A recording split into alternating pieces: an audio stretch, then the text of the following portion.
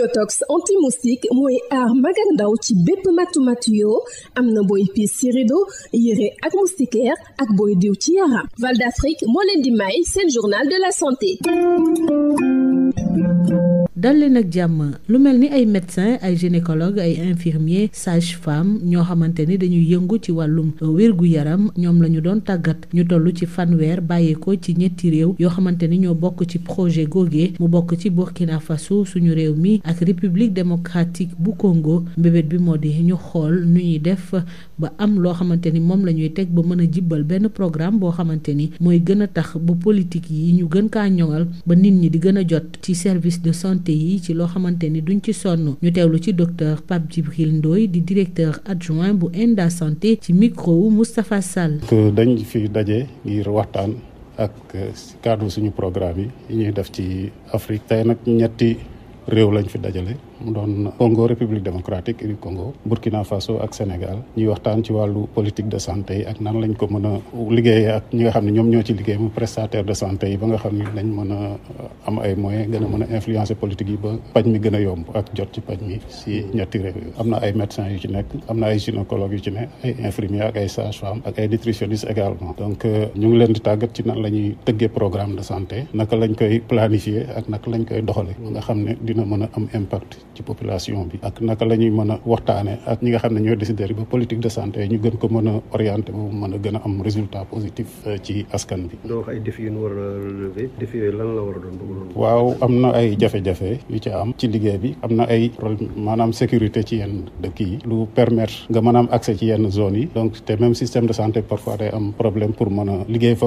normalement ci zone yooyu donc défis yooyu war nañ xalaat yan stratégie la ñu war a tëral pour mën a jot population yi nga xam ne ñu ngi ci zone yooyu. beneen défi bi également mooy naka lañ gën a mën a former professionnel de santé yooyu ba nga xam ne dinañ gën a mën a am xareñ ci wàllu tëgg projet defar ay stratégie mettre ko doxal ko mettre ko en œuvre ba nga xam ni résultats yi nga xam ne soxla nañ ko ci mën a am. am na ay programmes yu ko tàmbali ak association yooyu ci dëkk yi yëpp bokk na ci programme yoo xam dafa jëm ci wàllu wér-gu-yaram yaay ak doom ak woo xam ne ci wàllu nutrition la maanaam naka la ñu mën a éviter malnutrition ci jigéen ñi nga xam ne dañu ëmb wala dañuy nàmpal mais également am na programme boo xam ne ci wàllu vaccination la donc ci wàllu HPV ci wàllu rotacille et cetera donc programme yu bari la boo xam ne bu ci nekk association bu ci nekk mu ngi doxal programme am actuellement. jaajëfal naa leen ci déglu bi dig daje ci beneen numéro. Yotox anti-moustique mooy aar mag ak ndaw ci bépp matu-matu yoo am na booy piis ci rido yére ak moustiquaire ak booy diw ci yaram. Val d'Afrique moo leen doon may seen journal de la santé. Yotox anti-moustique pour le corps, les vêtements, les rideaux et draps vous protège contre les moustiques chez l'adulte et l'enfant. Val d'Afrique vous offre votre journal de la santé.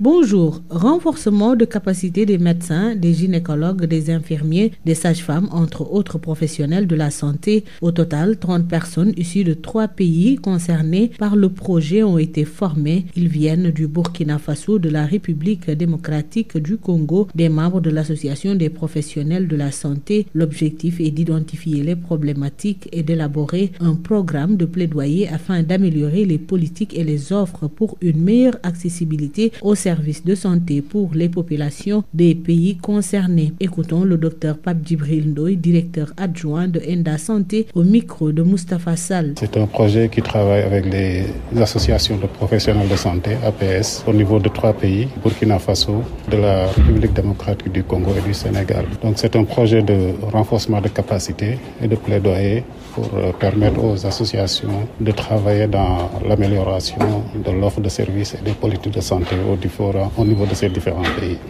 Comment influencer les politiques pour les prises de décision? Notre rôle dans ce projet, c'est d'encadrer ces associations-là, de renforcer leurs capacités et leur fonctionnalité en termes de mise en œuvre de programmes de planification et d'analyse des politiques de santé. Et nous espérons qu'à travers ce renforcement de capacité-là, ces associations-là peuvent être en mesure d'identifier les problématiques qui sont les prioritaires au niveau de leur pays et d'élaborer un programme de plaidoyer qui puisse permettre d'améliorer les politiques et l'offre de services dans le sens d'une meilleure accessibilité des services de santé pour les populations, particulièrement les plus vulnérables. Il s'agit de professionnels de santé, il y a des gynécologues, il y a des médecins, il y a des infirmiers et des sages-femmes. Et au total, pour cet atelier, on est environ une 30aine de personnes.